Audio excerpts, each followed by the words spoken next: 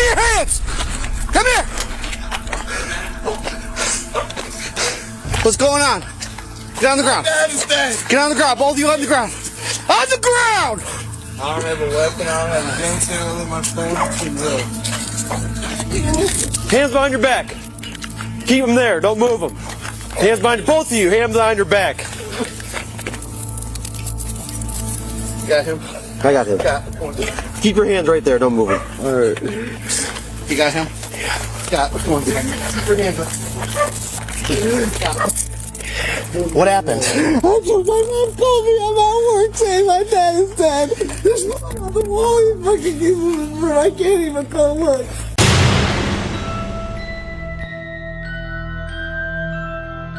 In the quiet, upscale suburbs of Solon, Ohio, a horrifying act of violence would shatter a family, leave an entire community stunned, and expose the darkest corners of betrayal. A son killing his own father. This is the tragic, true story of the murder of 65-year-old Theodore Gullia.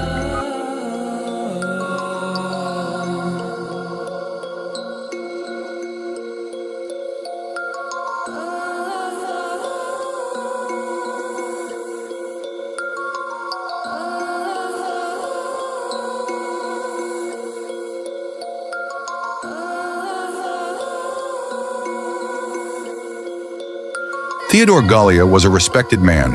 At 65-year-old, he had lived a full life, a dedicated father, husband, and friend. The Gullia family lived in a peaceful home on Sherwood Drive in Solon, Ohio.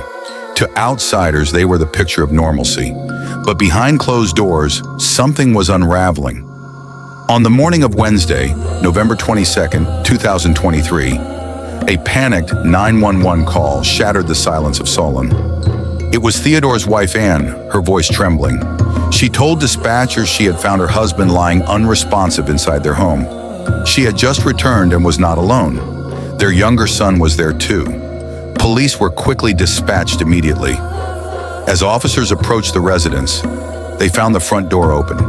The wife, visibly shaken, she directed them to the scene. They found Theodore lying on the floor, lifeless, bloodied and unresponsive, lying on the pool of his own blood. And soon paramedics arrived and confirmed the worst. Theodore was dead. The Solon Police Department immediately launched a homicide investigation. What's going on? Get on the ground. Get on the ground. Both of you on the ground. On the ground! I don't have a weapon. I don't have a gun sale in my phone. Hands behind your back. Keep them there. Don't move them. Hands behind both of you. Hands behind your back. Got him. I got him. Keep your hands right there. Don't move them. All right. You got him? Got him. Keep your hands up. What happened? My mom called me. I'm at work saying my dad is dead. There's blood on the wall. He fucking gave me the room. I can't even go look. Okay. I got him secured over here. Inside the home, nothing seemed stolen. There were no sign of forced entry, no broken windows, no shattered glass. But something wasn't right.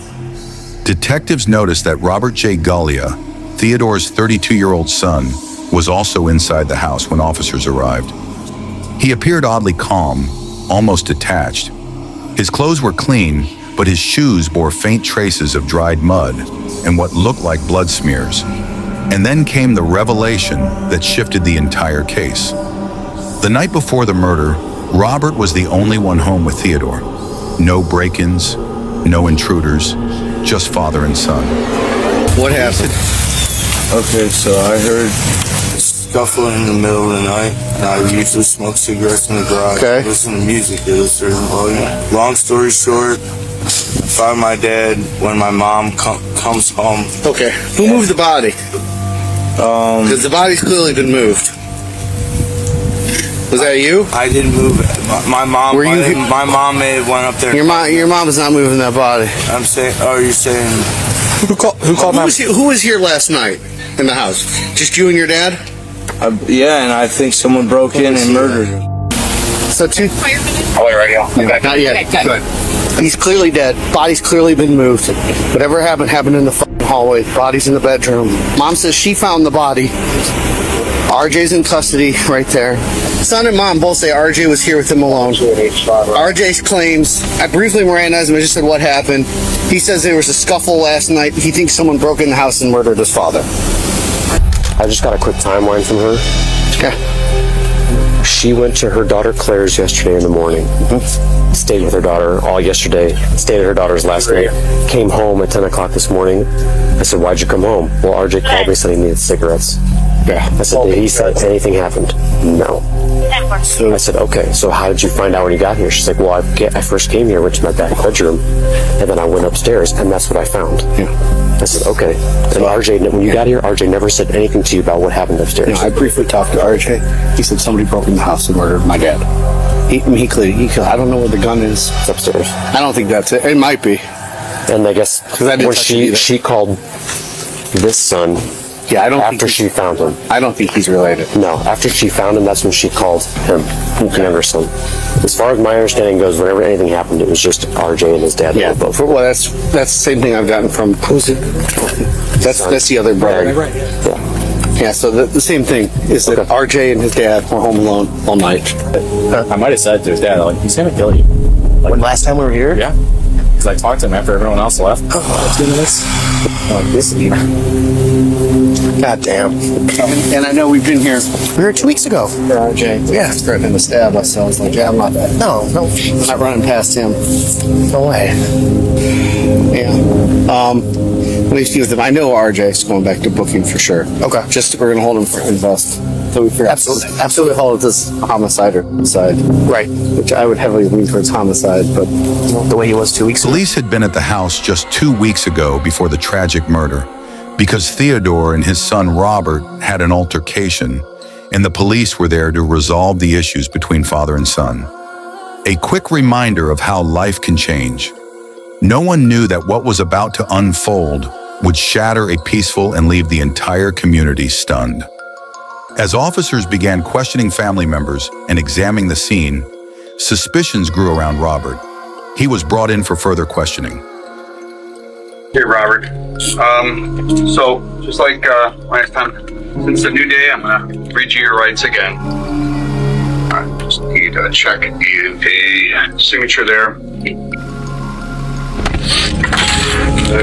Well, come clean, man. Alright, well, 100% come clean with it.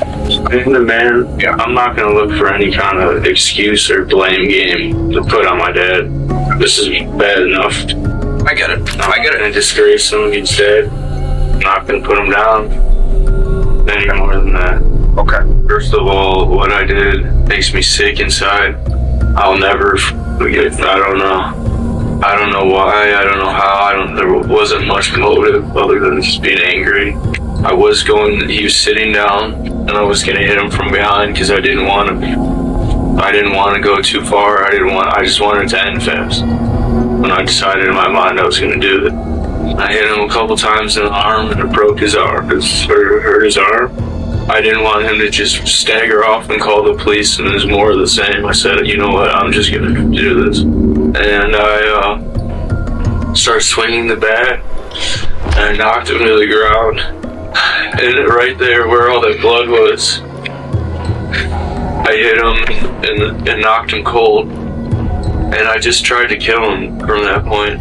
He was struggling, and I took a knife and just tried to destroy because I didn't want him to feel any more pain. And I had gone too far, and I don't know how I didn't take my life, seeing my dad like that, for no freaking reason, man. I didn't have much motive or plan, and I wasn't even that angry. It's just, I don't know, like I was possessed. He was literally sitting down, and I started to strike him. Sitting down where, though? At his desk. He sat there a lot of the time. And I went up to him behind and I started hitting him. And he said, I love you, man. And it was his arm was all smashed up. It was too much. So I said, you know what, I'll just finish it, get it over with. I'm not going to let him suffer like that and call the police. And The strikes continue, that it ends here. Is that correct? knock them out cold, and I never killed anybody in my life. So I had no idea how hard it was to actually kill him. Okay. And I, like I said, I grabbed a knife from his desk, stabbed him in the throat. Okay. And Trying to act blood. okay, and that was done out here. Let's see. I don't think you know how much this feels like the right thing to do. It is the right thing to do. I love my dad the most. I tried the hardest to get along with him. He's a hard guy to get along with. I cared about him the most out of everybody. I just want you to know that. I believe that. Guitar. He loved playing guitar. I believe that, RJ. I don't doubt that one bit. But that's what happened. I didn't do anything weird. I didn't take it too far. I just wanted it to end. You know, we can't go back in time. The best we can do is go forward and make the best out of from there on what you can control. You can't control what has been done. It's done. Let's move past that. Let's make better choices. Let's do the right thing from here moving forward. And that speaks to you and it speaks to your character. And I appreciate that. I just want to shake your hand and say thank you for giving me the opportunity to come clean. I know it's your Thanksgiving and everything. And this means a lot to me that you did that. Because what you said is 100% true. That there's no passing. So the truth comes out. Thank you. Appreciate that. Robert didn't admit anything at first, but in his story began to show. His timeline didn't match what his mother and his brother had said. His alibi fell apart, and then under mouthing pressure. Robert J. Gullia confessed. He admitted to striking his father multiple times during an argument that had escalated beyond control. The motive, while not fully revealed to the public, sources close to the investigation hinted at mental health struggles, long resentment, and financial disputes within the family. The very same day, Robert J. Gullia was arrested and booked into the Solon City Jail on aggravated murder charges. This marked Solon's first homicide of 2023, a fact that underscored just how rare and devastating this crime was for the community.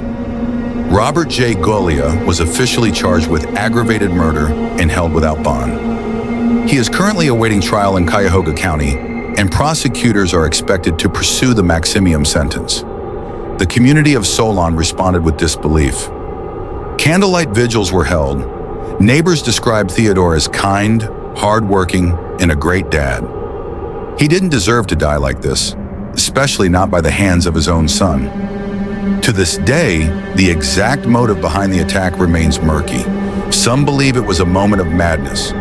Others say there were warning signs for years. But one thing is certain, the Gullia family was forever changed. Theodore Gullia's death is more than a headline.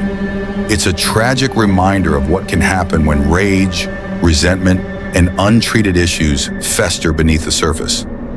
To the world, he was a father and husband. But to one man, he was a target, his own son. Today, the house on Sherwood Drive stands quiet, a ghost of the tragedy that unfolded behind its walls. And somewhere behind bars, Robert J. Gullia awaits judgment, not just from the courts, but from a community that trusted him and a family that once loved him. Thank you for watching this episode of Uncovered Mystery. If you believe in justice and truth, please consider subscribing, leaving a like, and sharing the story.